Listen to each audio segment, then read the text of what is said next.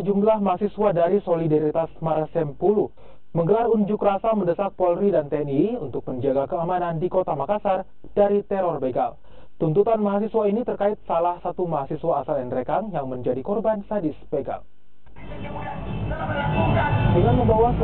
Maksud kami dengan membawa spanduk, sejumlah mahasiswa ini berunjuk rasa di bawah flyover Makassar. Mereka menuntut agar Polri dan TNI memberikan rasa aman bagi masyarakat Kota Makassar. Belajar dari kasus mahasiswa asal Nrekang yang menjadi korban begal dan mengalami cacat seumur hidup, sejumlah mahasiswa ini menuntut agar TNI turun langsung untuk menjaga keamanan Kota Makassar. Demonstran sempat bersih tegang dengan aparat keamanan, namun ketegangan ini dapat direda.